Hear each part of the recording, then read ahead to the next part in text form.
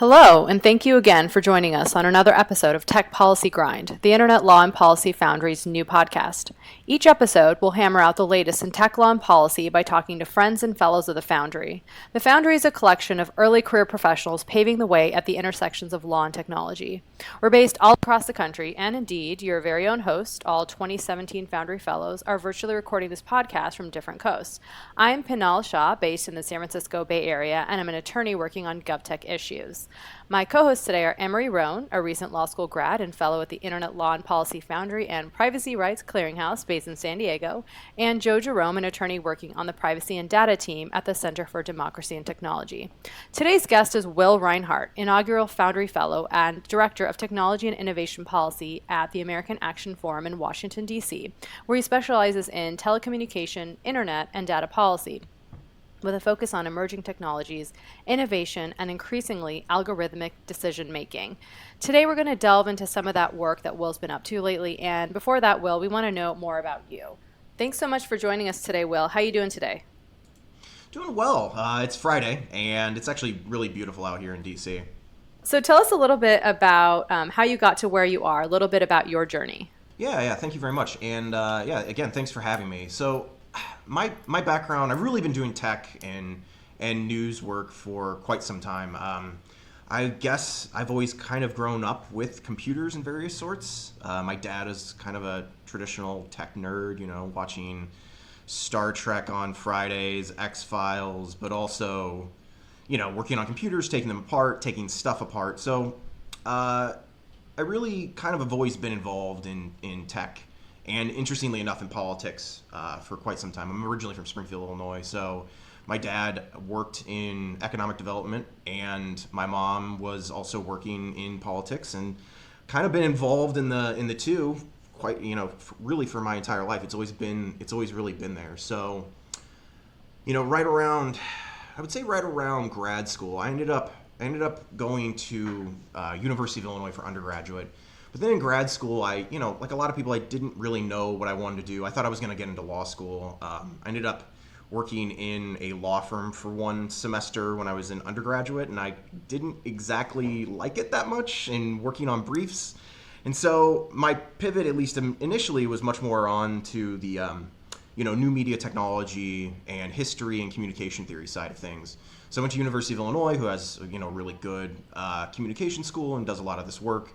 And in fact, when I was in one class, this was right around 2007, 2008, and this is when a lot of the stuff from Eric Lichtblau came out.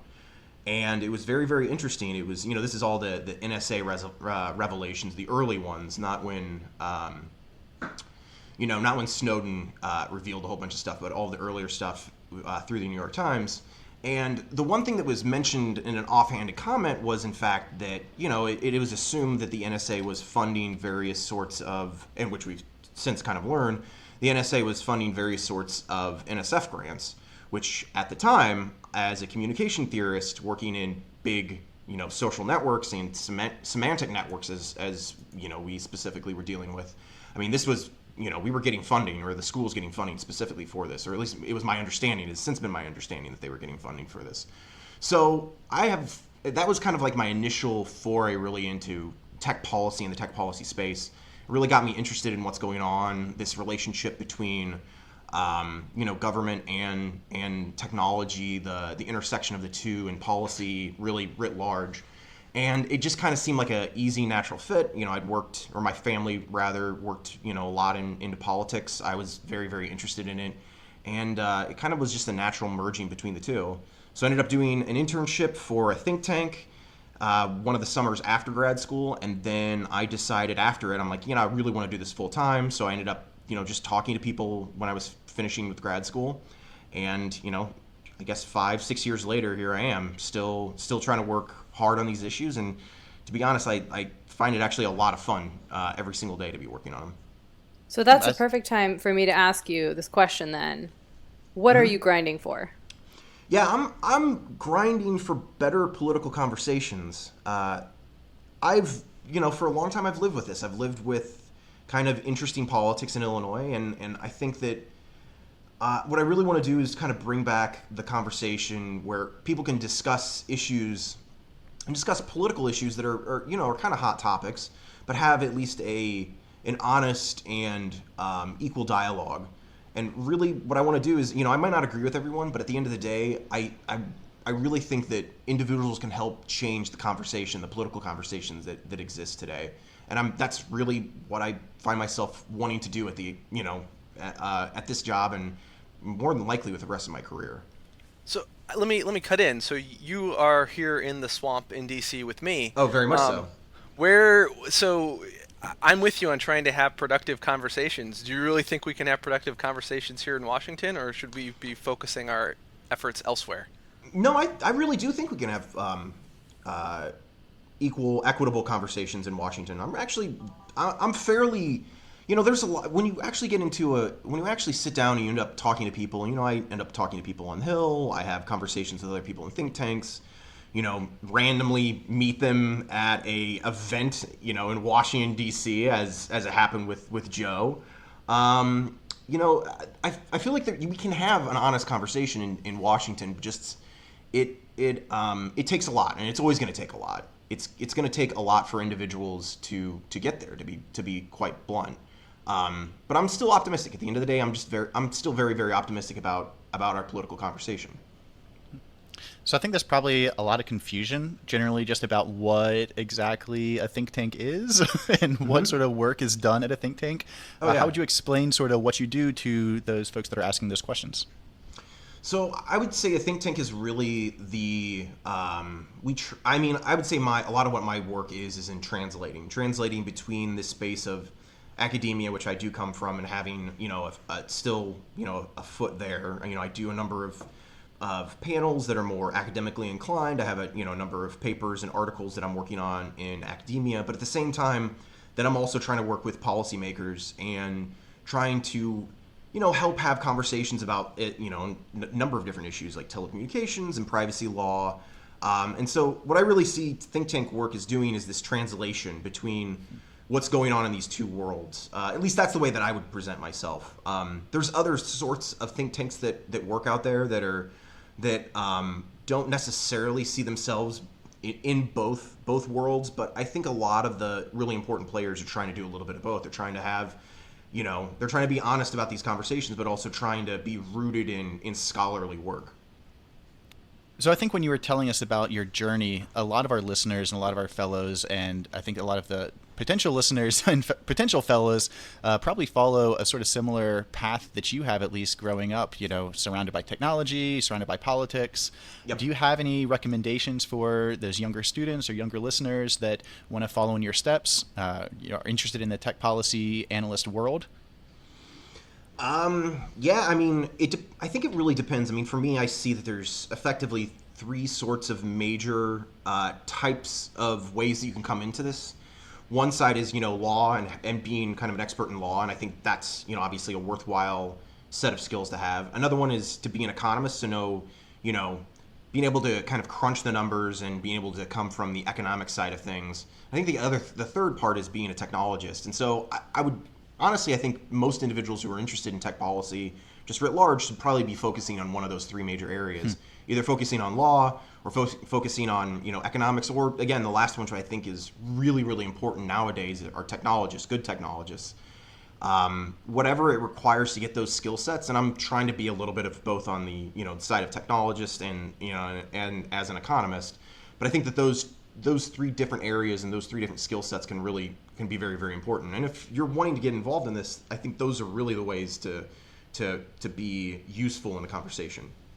So what about the recently graduated, the person that may have already taken those steps toward those three fields, but they are now out of school? Maybe they're in Springfield, Illinois. Maybe they're in Kansas. What is their next step? Do you have any advice for those people?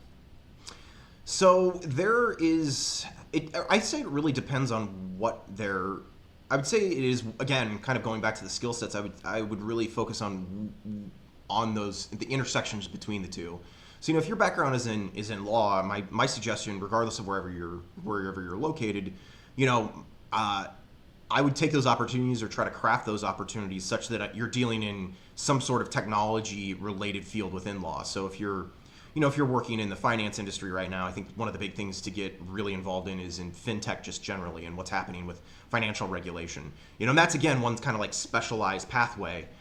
If you're in economics, if you're, working as an economic consulting or a management consulting, and in some regard, I would, again, try to focus on the tech space if you're able to do that, or try to focus on some area that allows you to get into the tech space.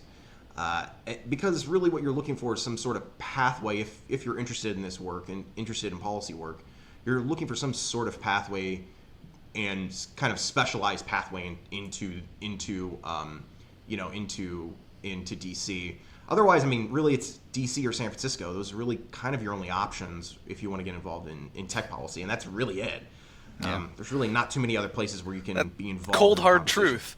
Yeah, if you want to do technology policy, you really got to be in one or the other. So, well, we're going to dive into some of your work that you've published lately and talk about some of the exciting implications there. But before we get out of this sort of intro question and answer period, I realized that we haven't really talked at all about the think tank that you're part of. Do you want to give a plug to the American Action Forum? Give us a little bit of background about what that is, what they're all about.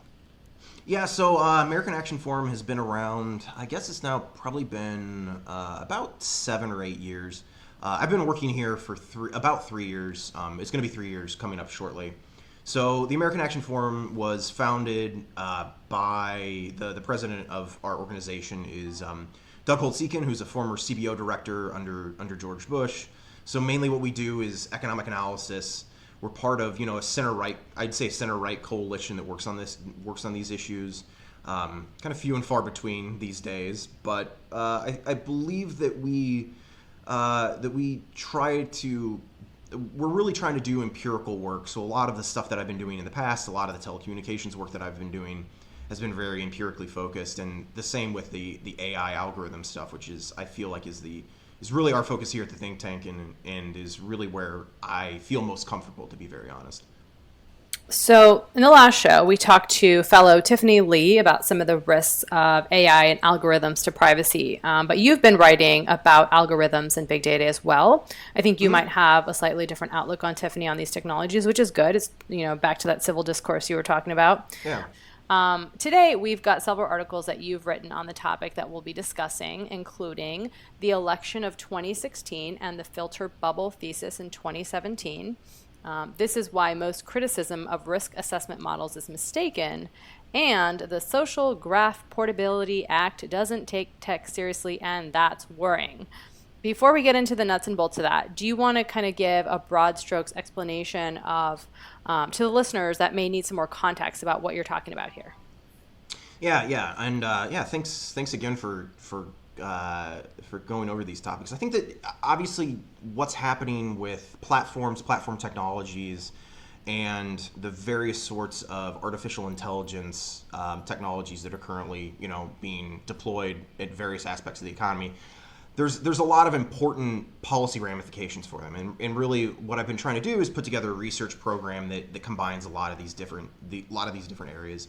So one of them, and again, I really like Tiffany's work on this, and to be very honest, you got to write clickbaity titles so you can actually get some people reading it, and if there's some controversy over it, that at least we can have that conversation. I think we can forgive you for that, given that most of the mainstream news organizations are also now using clickbait. So I also think it's just strictly illegal to write a Medium post without a clickbait title. That is very true. I think the Medium algorithm actually spits it out and says you need to revise this.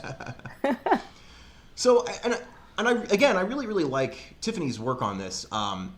But I think, at least for me, some of the focus is we're focusing far too much on the algorithm. So there's a lot of conversation about algorithms and specifically risk assessments of various sorts. If it's a Bales, and these are the models that basically take a various questionnaire that whenever somebody that is involved in the prison or jail system, they'll take a questionnaire, and then that information, those questions then go into an algorithm, and from that algorithm you can either have, for example, a decision based on how much bail you're going to get, or if you get bail, or you can have sentencing implications. So this is effectively a sheet of paper, a score that's given to somebody that's in the judicial system that kind of determines or helps to go into the decision making for sentencing, for example. So, and I think that Tiffany, again, to go back to what she's written, she's done really, really great work on this. But what my worry is that we're focusing way too much on the algorithm as it exists, and as we say, the social significance of the algorithm, but not the economic or I'm sorry, that we're focusing far more on the algorithm and statistical significance within the algorithm as compared to the social significance of the algorithm. So how does it actually exist in the world? How are we actually implementing these algorithms? What kinds of effects are they having on individuals? And the reason I keep on going back to this is that I ended up having, in researching and in starting to really get interested in this, my worry with this is that, having known judges and DAs and people who are involved in various parts of the judicial system, that, for better or worse, rather, they often will go with their own instinct. And so my worry was that, well, wait a second, are these algorithms or algorithmic risk assessment scores, are they really having an implication? Because oftentimes when a judge sees something, they're gonna rely on their own judgment because they're a judge. The reason why they're in that chair is because they have expertise and they've been in the system for a while. At least that's the implication. So, or rather, that's how the judges would see themselves. So it's always been a worry to me that individuals that are involved in various parts of the system wouldn't necessarily be nudged that much by these risk assessment scores. Do you think that's a worry? I'm sorry, just so I can understand the context. Are you saying that you're worried that people will not be nudged by these algorithms, or are you worried that in our sort of critical outlook and assessing of these algorithms that we are ignoring the fact that they are not being implemented? Bingo. I think that the second one.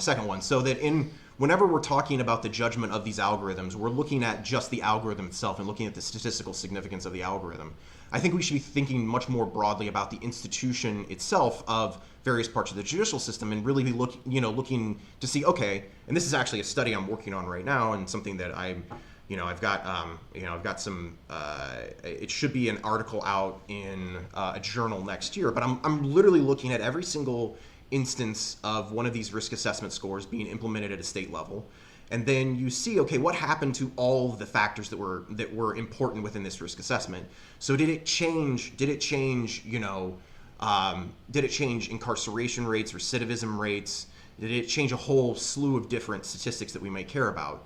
So instead of just looking at the algorithm and the algorithm itself, what I would like to see more work being done on, and there really just hasn't been a lot that's been done on it, is the implication of the algorithm as it is implemented within an institution. Because we're talking at the end of the day about policy and how policy changes, not necessarily just the algorithm itself. So I have a follow-up to that, and maybe this is a foolish question, but maybe you can give us a preview of your article in a sense. So is it your thesis that statistics should change? I mean, one of the things that I've thought has been concerning about some of this is the algorithms in general are supposed to be trying to basically try and match up with our current statistics around people who are more likely to commit another crime or something like that. And that raises questions of whether our actual pre-existing law enforcement models work or whether we actually have accurate statistics. So I guess when I think coming at it from the center-left perspective, some of the concern is that we don't necessarily have the right inputs that are going into all of this, and that we don't exactly know what the ideal result should be. That in itself is so, to be very blunt, that I think is an important part of the conversation. So what you're talking about, for example, is so what goes in, not just what comes out, right? Yeah, exactly. And I think there's been some interesting, especially since the ProPublica piece, there's been some interesting work really on the sorts of different features that you're trying to categorize.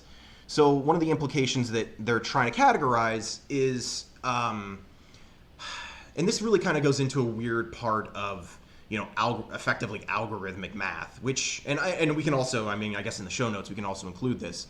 This is a bit of a different question because effectively what you're trying to ask is, at least for the risk assessments, what they're looking for, what they're trying to aim for is calibration. So they're trying to ensure that people that are scored at a 1 through 10 would have those effects, would have, whatever rates that they're necessarily trying to deal with. And gets into a kind of a weird part of this conversation, which is that there seems to be, and from what I've read and what I understand of this, that there seems to be a trade-off between this sort of calibration statistic that they're working towards as compared to an individual characteristic output. And I can include this within or send this to you guys a little bit later. At least from my perspective, what I'm trying to do is I'm trying to do the work that hasn't been done yet, which is really to figure out what the algorithms look like as they're being implemented within these contexts.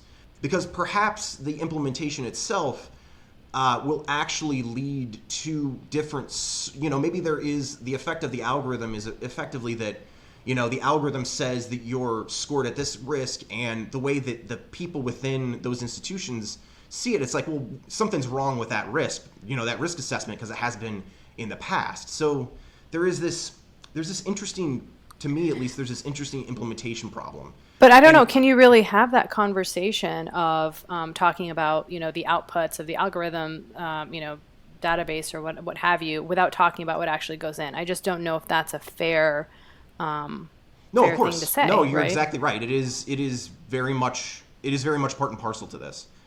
But and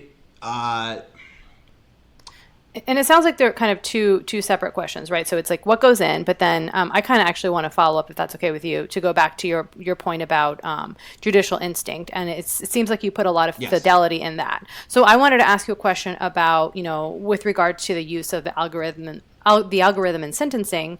In one of your articles, you state that, quote, on the ground, courts don't abdicate this power. They merely dismiss the findings of the report. Why would a judge bow to the decision of some external gauge, end quote? But in the Loomis case, the trial judge did actually use the quote unquote high risk score in the sentencing decision. How can you say with certainty that judges will always dismiss these tools, especially when sentencing biases in the criminal justice system, particularly against defendants of color, is long noted?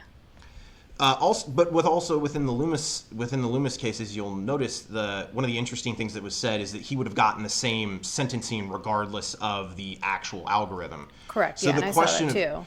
Which I think is an interesting implication, and not to say that. So to step back, it's not to say that the input-output question isn't interesting, and I wouldn't specifically say that's not something that's a conversation we definitely need to have. And in fact, there I think are some very interesting implications when it comes specifically to race with regards to algorithms. But for me, I guess I'm just more interested in the broader question, because again, even if the algorithm itself, the way that the output, the risk assessment comes out, that if at the end of the day, that if it effectively just confirms a bias, that's something that we should talk about. But if it doesn't confirm a bias and in fact pushes a different sort of reaction, that's also something we need to think about. I don't know that there's necessarily this. The assumption here is that there is this linear relationship between the algorithm's biased output and a biased judicial system, which I think we need to at least investigate a little bit more. And while I'm saying that other people are doing really interesting, especially in the data science world, they're doing some very, very interesting things with the sort of input-output of the algorithms, I'm also as interested in that second part.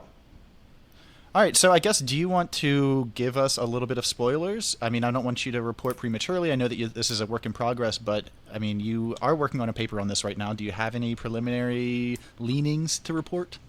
So I actually have, to be very blunt, I have none whatsoever, because I just got this paper just got accepted probably about a week and a half ago. So I'm just starting the collection.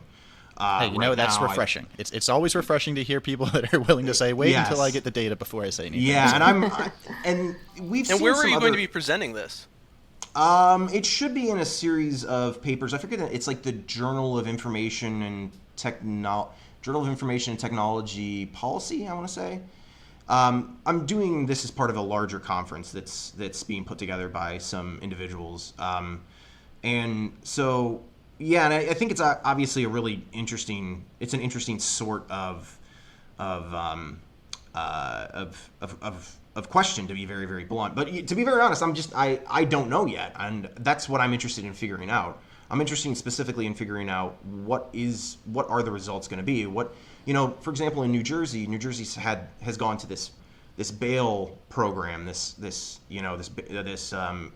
risk assessment bail program, and they seem to have been able to actually, get people back into homes. There seems to be this reduction in the number of individuals that are, in the prison systems. There seems to be some early suggestions that at least some portions of using a risk assessment model actually gets people that wouldn't be included or shouldn't be included, back to their families, back to their homes. It seems that it seems at least that in the risk assessment, when it comes to bail, could be a little bit different than when it comes to sentencing, and that's also something I'm also trying to suss out, and that I'll be looking at a little bit further. But I don't know. I would say stay tuned and check out the work whenever it does come out. Awesome. Well, I think that's probably a great time to transition to the next article we'd like to discuss today. That's your piece, The Electron of 2016 and the Filter Bubble Thesis in 2017. So as I read, this is another article where you sort of push back against one of the more common criticisms of the way social media algorithms played a role in the 2016 election. Again, I think this is an issue that's really nuanced, so maybe listeners would benefit here from a sort of broad strokes overview of what your thesis here is. Obviously, we're talking about the way that Facebook news algorithms and algorithms controlling what's on your timeline may or may not have played a role in the 2016 election, at least according to your findings. Yeah, and so what I've really been trying to understand is this larger news ecosystem. So partly what I've been trying to understand, is really what happened in the 2016 election. What do we know currently? What did happen in the 2016 election? Yeah, this is a very, it was very interesting. You talk to people who are working in political science, who are working in specific areas, they had a very different sort of outlook when it came to the potentials of the election. But anyway, what I was just trying to do is lay out what we know so far. So we do know that people go on Facebook, and we know that they tend to congregate with other individuals that are like themselves. We do know also, for example, and at least in the past, though this may have changed, that basically individuals don't share that much news about politics all that often. And if they do tend to share political news on either on Facebook or on Twitter, that they tend to be far more politically active and politically involved as compared to other individuals. I think there's also some other interesting implications from campaign theory, which often suggests that news doesn't change an individual's beliefs of either being for or pro a presidential candidate one way or the other, but in fact what they can do is they can kind of invigorate a base that is latent within the electorate. So really what I was trying to do is just trying to understand this in a larger perspective, is that, okay, what do we know about news? What do we know about political news consumption? And what do we know probably happened? So, since this obviously came out, I wouldn't say that news didn't affect the election, but there are other larger secular trends that existed within this, which I'm currently working on a larger piece to, kind of break down these larger trends that news may have helped on the margins, but obviously this is very much a marginal election, and kind of important that it was won by very few votes in very few places, but that the impact of news in many other contexts in the past just hasn't been as big as we had thought it had been. No, there's a great section I have highlighted in your paper. It says, but in the aftermath of the 2016 election, it's not clear if online technology was needed to yield the same effects. Consider this. Studies of 2016 voters found that Trump supporters largely got their news from Fox News. Clinton voters, on the other hand, didn't coalesce around any one single news source. As Pew noted, the digital news publishers that played prominent roles in the campaign did not appear to serve as main news sources for either Trump or Clinton voters. So if it's true that Trump voters restricted themselves to their own points of view, algorithmically based personalized filters weren't the cause. Algorithmic technologies weren't needed, only TV was. So I guess segueing from the notion of filter bubbles and what we might do to pop them, I was actually very excited to see that you had done some writing on data portability.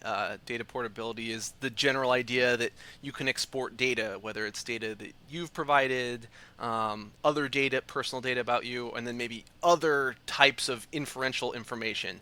And so, you have written an article that is in response to an online symposium, which is such a DC thing, that was held by the American Enterprise Institute, which is itself a response to a New York Times op-ed. So lots of reading.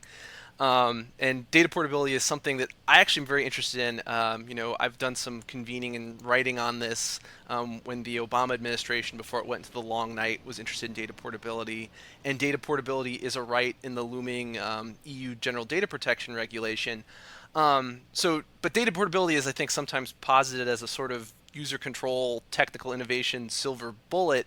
And your article is pretty critical and seems to basically suggest that a lot of the folks, including people like me who are talking up how great data portability is, that we don't necessarily understand the details of how technology in social platforms works. Is that correct?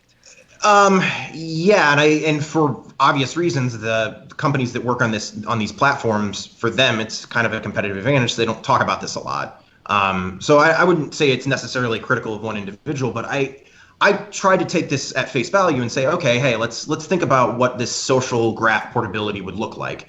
And as the original New York Times article said, effectively, if I can reach my Facebook friends through a different social network and vice versa, I'm more likely to try new social networks. And so I took that idea very much to heart and started thinking about it and started looking at these actual technology and actual platforms. And what if you work on these types of platforms, that having data is nice, but you have to do something with the data. You've got to process the data. You've got to structure the data. And in fact, when you look at a lot of companies that have failed, this is one of the things that to me is most interesting about MySpace. MySpace failed pretty dramatically when it came to technical architecture. They actually did not have, and it was admitted at the time, they did not have great technical engineers. And so when they hit, it wasn't a very pretty website either. It wasn't a very pretty website. And I remember very well how there'd be times when it would be down for, you would have a whole bunch of errors. It would be down for hours on end. So I really started to try to think about, okay, if we're going to do data portability, what would it look like? Well, if you have an API, the API itself, and this is what most people talk about, is, you have to, open up your API, that the API itself would, from at least on Facebook's end, that's really still not the social graph. And this is what a lot of people want to export, is the social graph. And the social graph being? Social graph being effectively all the information about you within relationship to all other individuals. So it's your information within context. And that's the point, is that it's your information and how you actually interact with individuals within context. You can try to export that data, but to really understand the power of that data, you have to put it in a network. You have to understand it through a network. And so I started thinking about this. Well, when you look at Facebook, there's two important parts of the graph. There's unicorn and there's tau. And really what you would need is practically speaking, you need an export of both of those core technologies to actually figure out what's going on. Yeah, what are those two core technologies? We can't just drop unicorn and tau in the middle. Yeah, of course. It sounds awesome. It is actually pretty awesome. Yeah. So these tech policy analysts are working on some real Dungeons and Dragons stuff. I got to get into that field.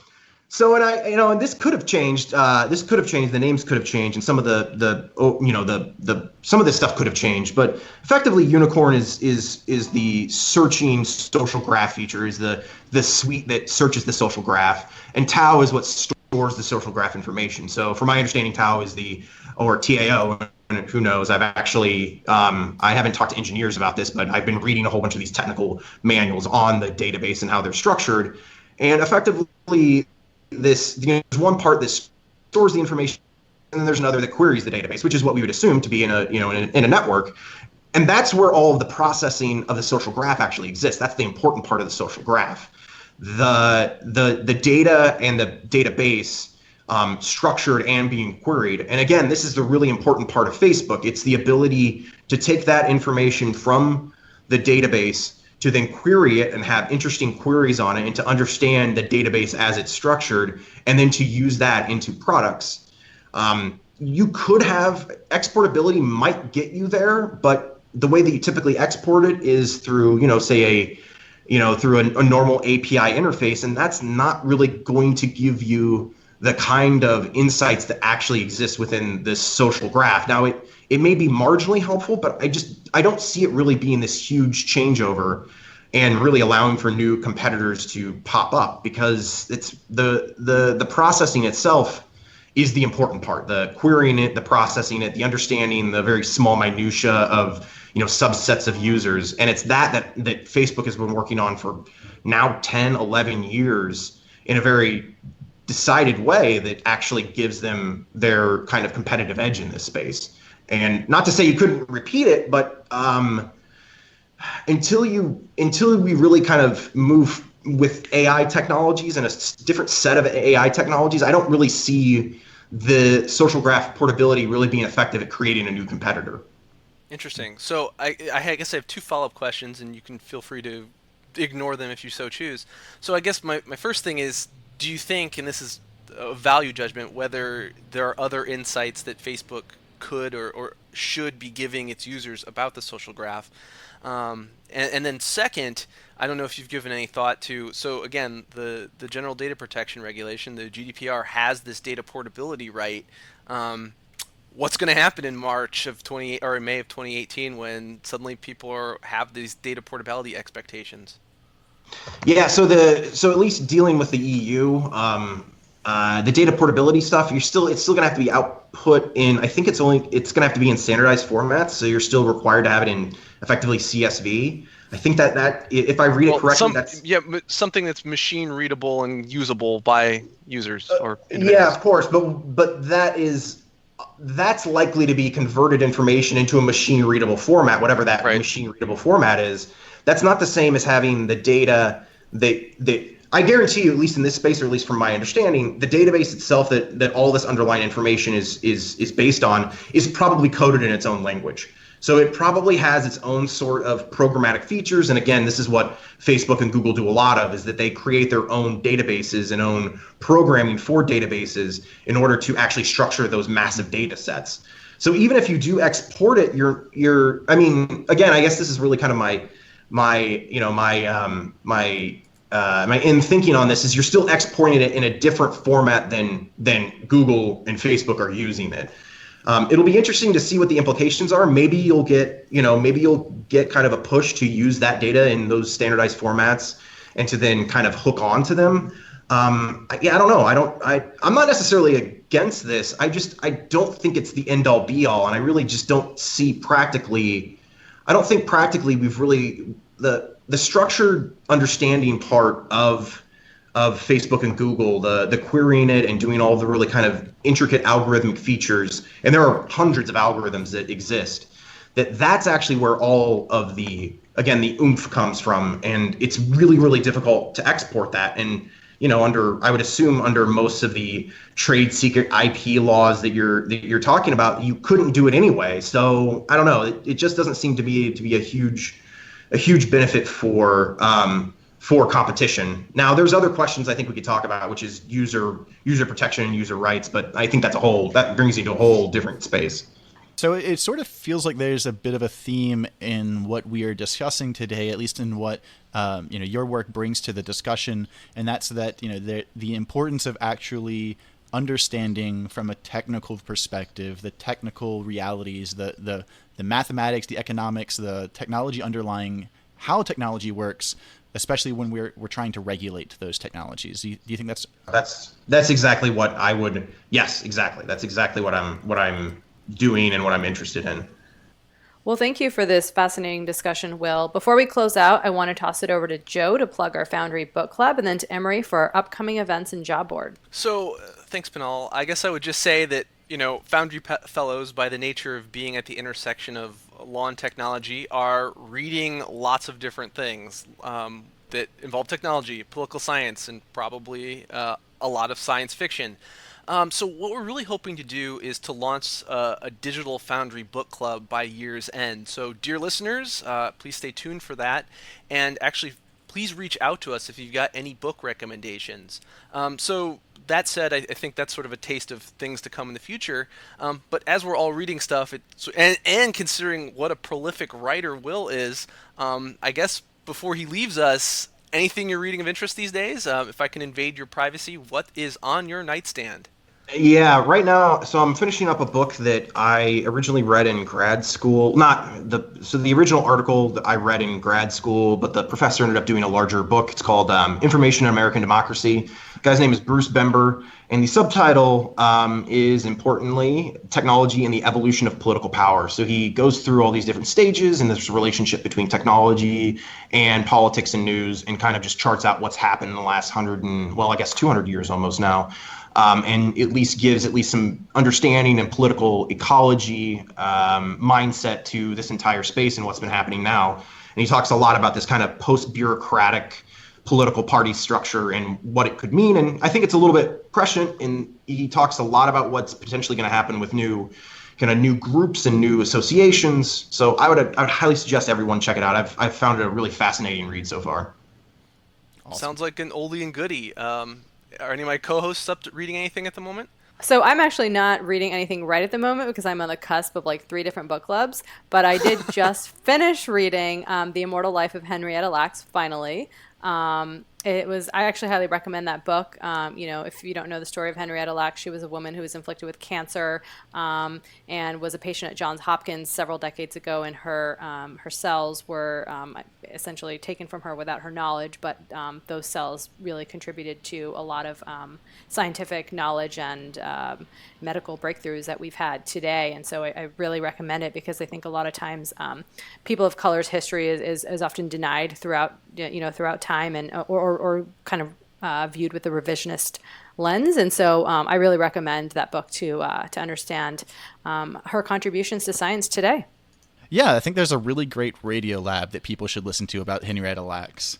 I am currently listening to my other favorite podcast I've recently discovered. Is called The Vana Guys. There's a book club podcast where a couple of comedians go through and reread Kurt Vonnegut books.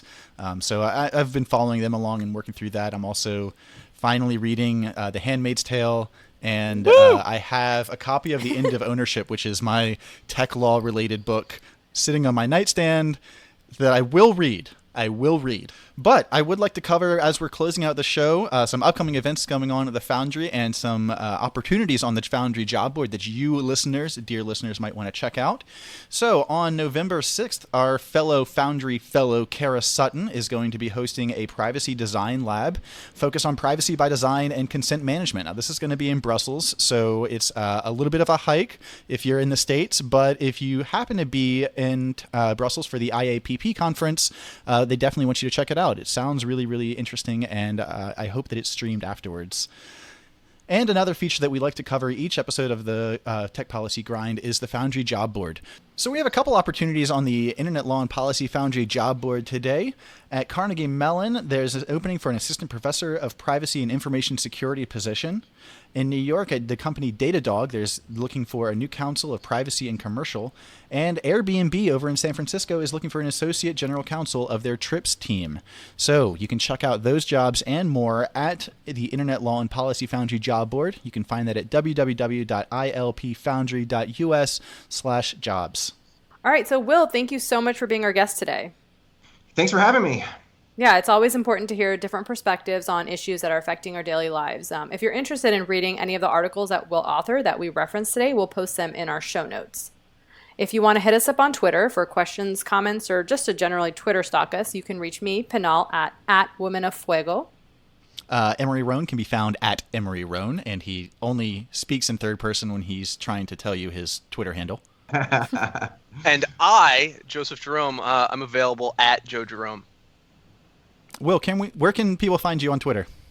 Yeah, I'm at Will Rinehart, and then also Medium is the same. And also, following up on this, I'm probably going to write just something quick to lay out some of the other issues we didn't talk about. So I'll send it off and see if we can do some sort of blog post about it.